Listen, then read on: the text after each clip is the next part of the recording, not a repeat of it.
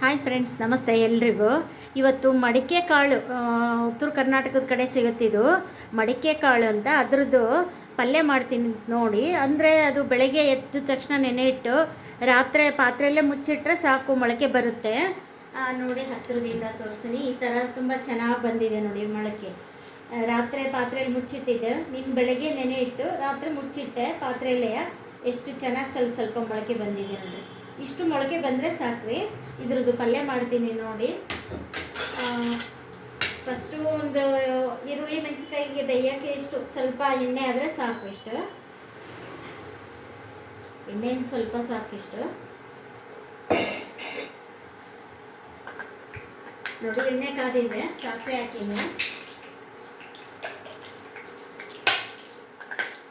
ಜೀರಿಗೆ ಹಾಕ್ತಿದ್ದೀನಿ.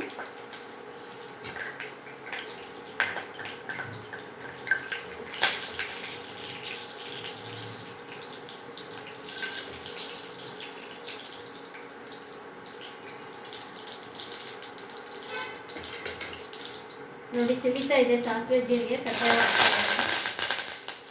ಮೆಣಸಿನ್ಕಾಯಿ ಯಾವಾಗಲೂ ಮೆಣಸಿನ್ಕಾಯಿ ಒಂದು 2-3 ಸೆಕೆಂಡ್ ಹಿಂಗೆ ಆಗಿಸ್ಬೇಕು. ಆಮೇಲೆ ಈರುಳ್ಳಿ ಹಾಕಬೇಕು. ಅವಾಗ ಸ್ವಲ್ಪ ಮೆಣಸಿನ್ಕಾಯಿ ಬೇಯಿತಿಲ್ಲ ಅಂದರೆ ಹಸಿ ಹಸಿ ಇರುತ್ತೆ. ಫಸ್ಟ್ ಮೆಣಸಿನ್ಕಾಯಿ ಹಾಕಿ ಈ ಥರ ಮಾಡಿ ಆಮೇಲೆ ಈರುಳ್ಳಿ ಹಾಕಬೇಕು.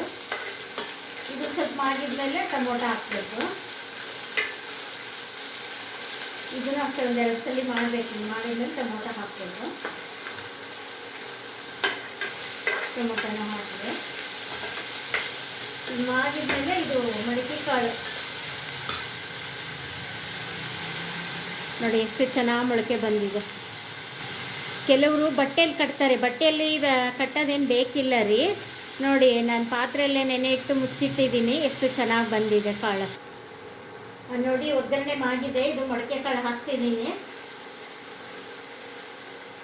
ಯಾವುದೇ ತರಕಾರಿ ಆಗಲಿ ಕಾಳಾಗಲಿ ರೀ, ಒಗ್ಗರಣೆಯಲ್ಲಿ ಹಾಕಿದ್ಮೇಲೆ 2 ಮಿನಿಟ್ಸ್ ಈ ಥರ ಮಾಡಿಸ್ಬೇಕು ರೀ. ಒಗ್ಗರಣೆಯಲ್ಲಿ ಒಂದು 2-3 ನಿಮಿಷ ಈ ಥರ ಮಾಡಿಸಿದ್ರೆ ಚೆನ್ನಾಗಿದೆ ಯಾವಾಗಲೂ.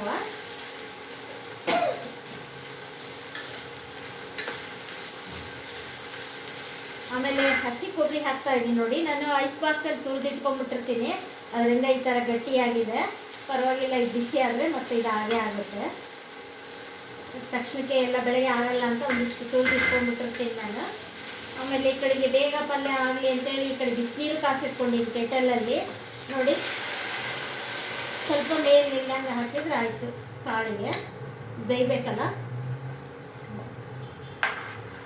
ಇಷ್ಟು ನೀರು ಹಾಕಿದರೆ ಒಂದೊಂದು ಕುಡಿಯೋ ನೀರು ಲೋಟದಲ್ಲಿ ಒಂದೊಂದು ಲೋಟ ನೀರು ಹಾಕಿದರೆ ಸಾಕ್ರಿ, ಬೇಯಬೇಕು. ಕಾಳು ಇದು ಅರ್ಧ ಬೆಂದಮೇಲೆ ಉಪ್ಪು ಹಾಕ್ಬೇಕ್ರಿ. ಮುಂಚೆನೇ ಉಪ್ಪು ಹಾಕಿದರೆ ಕಾಳು ಬೇಯಲ್ಲ. ಅರ್ಧ ಬೆಂದ ಮೇಲೆ ಉಪ್ಪು ಹಾಕಬೇಕು ನೋಡಿ. ನೀರು ಇಷ್ಟು ಕಡಿಮೆ ಆಗಿದೆ, ಕುದ್ದು ಅರ್ಧ ಬೆಂದಿದೆ. ಇವಾಗ ಉಪ್ಪು ಹಾಕಿ ಮತ್ತೊಂದು 5 ನಿಮಿಷ ತುಂಬ 1 ಸ್ಪೂನು ಉಪ್ಪು ಹಾಕಿದ್ದೀನಿ ರೀ. 1 ಕಾಲು ಬೇಕಾಗುತ್ತೆ, ನಿಮಗೆ ರುಚಿಗೆ ತಕ್ಕಷ್ಟು ಹಾಕ್ಕೊಳ್ಳಿ. ಉಪ್ಪು ಹತ್ತಿದ್ಮೇಲೆ ಮತ್ತು ಮಸಾಲೆ ಎಲ್ಲ ಹಾಕ್ತೀನಿ ರೀ. ಮತ್ತು ಇವಾಗೆಲ್ಲ ಉಪ್ಪು ಹತ್ತಬೇಕು. ಮತ್ತೊಂದು 5 ನಿಮಿಷ ಬೇಯಿಸ್ತೀನಿ ನೋಡಿ. ಕಾಳು ಬೆಂದಿದೆ, ಇವಾಗ ಉಪ್ಪು ಹತ್ತಿದೆ. ಇದಾಗ್ತೀನಿ. ಇವಾಗ ನಾನು ಮನೆ ಮಸಾಲೆ ಹಾಕ್ತೀನಿ. ನೀವು ಬೇಕಾದ್ರೆ ಗರಂ ಮಸಾಲೆ ಹಾಕ್ತೀರಿ, ಚೆನ್ನಾಗಿರುತ್ತೆ ಪಲ್ಯಕ್ಕೆ. ರೆಡಿಮೇಡ್ ಸಿಗುತ್ತಲ್ಲ, ಅದಾರು ತೊಗೊಳ್ಳಿ, ಮನೆಯಿಂದಾರು ಮಾಡ್ಕೊಳ್ಳಿ. ನಾನು ಇದು ಮನೆ ಮಸಾಲೆ ಹಾಕ್ತಾಯಿದ್ದೀನಿ ನಮಗೆ ಪಲ್ಯಕ್ಕೆ. 1 ಸ್ಪೂನ್ ಹಾಕ್ತಿದ್ದೀನಿ, 1/4 ಸ್ಪೂನ್ ಹಾಕ್ತೀನಿ. ಆಮೇಲೆ ಇದು ಗುರಳ್ ಪುಡಿ ಹಾಕ್ತೀನಿ ನೋಡಿ, 1 ಸ್ಪೂನ್ ಗುರಳ್ ಪುಡಿ. ಇದು ಕಡಲೆ ಶೇಂಗಾ ಮಿಕ್ಸ್ ಮಾಡ್ಕೊಂಡಿರ್ತೀವಿ ರೀ ನಾವು ಪಲ್ಯಗಳಿಗೆ ಹಾಕಲಿಕ್ಕೆ.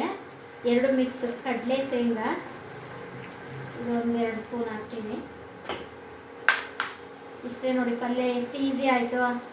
ಪಲ್ಯ ಆಗೇ ಬಿಡ್ತದೆ, ಎಲ್ಲ ರೆಡಿ. ಒಂದು 5 ನಿಮಿಷ ಇದೆಲ್ಲ ಕುದ್ಬಿಟ್ರೆ ಆಗೋಯ್ತು ನೋಡಿ. ನೋಡಿ ಈ ಥರ ಪಲ್ಯ ಅಷ್ಟು ನೀರು ಹಾಕಿದ್ನೆಲ್ಲ ಇಷ್ಟ ಆಯ್ತೆಲ್ಲ. ಆರಿದ್ಮೇಲೆ ಗಟ್ಟಿಯಾಗಿಬಿಡುತ್ತೆ ರೀ, ಪಲ್ಯ ರೆಡಿ ಇಲ್ಲ. ಮುಗೀತ, ಸ್ಟವ್ ಆಫ್ ಮಾಡ್ತೀನಿ ನೋಡಿ. ಈ ಥರ ಮಡಿಕೆ ಕಾಳು ಪಲ್ಯ, ಆಮೇಲೆ ಟೊಮೊಟೊ ಕಾಯಿ ಚಟ್ನಿ, ಆಮೇಲೆ ಇದು ಪೈನಾಪಲ್ ಗೊಜ್ಜು, ಆಮೇಲೆ ಕ್ಯಾಪ್ಸಿಕಮ್ ಮೊಸರುಗಾಯಿ ಎಲ್ಲ ಈ ಥರ ನೀವು ಮಾಡಿಕೊಂಡು ಲೈಕ್ ಮಾಡಿ, ಶೇರ್ ಮಾಡಿ, ಸಬ್ಸ್ಕ್ರೈಬ್ ಮಾಡಿ. Thank you. ಇದು ಜವೆ ಗೋಧಿ ಚಪಾತಿ ರೀ. ಶುಗರ್ ಇರೋರಿಗೆ ತುಂಬ ಒಳ್ಳೇದಿದು. ಜವೆ ಗೋಧಿದು ಯೂಸ್ ಮಾಡಿ ಯಾವಾಗಲೂ. ಈ ಸಲ ನಂಗೆ ಸಿಕ್ಕಿತ್ತು, ಜವೆ ಗೋಧಿ ತೊಗೊಂಡೆ. ತುಂಬ ಚೆನ್ನಾಗಿದೆ ಚಪಾತಿ. ಎಲ್ಲ ಶುಗರೆಲ್ಲ ಕಂಟ್ರೋಲ್ ಬರುತ್ತೆ ಅಂತಾರೆ, ಜವೆ ಗೋಧಿ ಊಟ ಮಾಡಿ ಶುಗರ್ ಇರೋರು ಅಂತಾರೆ. ಅದಕ್ಕೋಸ್ಕರ ಇದನ್ನು ಯೂಸ್ ಮಾಡಿ ಎಲ್ಲರೂ, ಜವೆ ಗೋಧಿ ಚಪಾತಿ.